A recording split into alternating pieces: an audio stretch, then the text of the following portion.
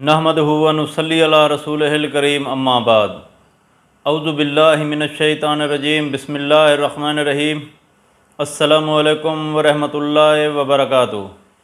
امید کرتا ہوں آپ صحت اور ایمان کی اعلیٰ حالت میں ہوں گے۔ اللہ تبارک و تعالیٰ آپ کو اور آپ کے اہل خانہ کو ہمیشہ ہنستا مسکراتا رکھے۔ خوابوں کی تعبیر کے سلسلے میں ہمارا جو آج کا موضوع ہے وہ ہے خواب میں صندوق دیکھنا۔ علامہ ابن سیرین رحمۃ اللہ علیہ نے خواب میں صندوق دیکھنے کی کئی مختلف صورتیں بیان کی ہیں، ہر صورت کی الگ الگ تعبیر بیان کی ہے۔ مثلاً خواب میں صندوق دیکھنا، خواب میں اپنا صندوق ٹوٹا ہوا دیکھنا، خواب میں صندوق خریدنا یا خواب میں صندوق بیچنا وغیرہ۔ اگر آپ ان صورتوں کی تعبیر جاننا چاہتے ہیں یا ان سے ملتی جلتی کسی اور صورت کی تعبیر جاننا چاہتے ہیں تو اس ویڈیو کو آخر تک ضرور دیکھیں۔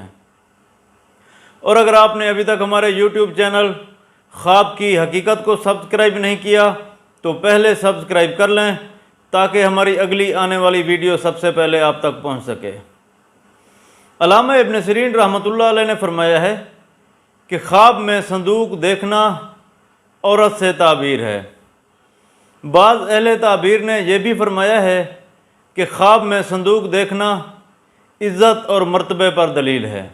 اگر کوئی شخص خواب میں صندوق دیکھتا ہے تو اس خواب کی تعبیر یہ ہے کہ خواب دیکھنے والا شخص عزت اور مرتبہ پائے گا۔ صندوق جس قدر بڑا ہوگا مرتبہ اس قدر بلند پائے گا۔ اگر کوئی شخص خواب میں دیکھے کہ وہ صندوق خریدتا ہے تو اس خواب کی تعبیر یہ ہے کہ خواب دیکھنے والے شخص کے ملازم یا کنیز امانت دار ہوں گے، رازدار ہوں گے، تابع دار ہوں گے۔ اگر کوئی شخص خواب میں دیکھے کہ اس کا صندوق ٹوٹا ہوا ہے تو اس خواب کی تعبیر یہ ہے کہ خواب دیکھنے والے شخص کے راز فاش ہوں گے، کنیز یا ملازم فوت ہوگا یا پھر اپنی بیوی سے جدا ہوگا۔ ایسے شخص کو چاہیے کہ وہ صدقہ خیرات کرے۔ حضرت جابر مغربی رحمۃ اللہ علیہ نے فرمایا ہے کہ اگر کوئی شخص خواب میں پاک صاف صندوق دیکھتا ہے تو اس خواب کی تعبیر یہ ہے کہ خواب دیکھنے والے شخص کو پاکیزہ اور خوبصورت عورت ملے گی۔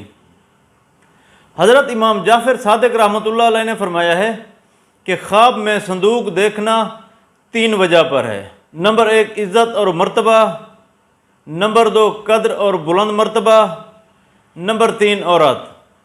اللہ تبارک و تعالیٰ سے دعا ہے کہ اللہ تبارک و تعالیٰ ہمارے خوابوں کو ہمارے لیے باعث رحمت اور باعث برکت بنائے۔ اپنا خیال رکھیے گا۔ السلام علیکم ورحمۃ اللہ وبرکاتہ۔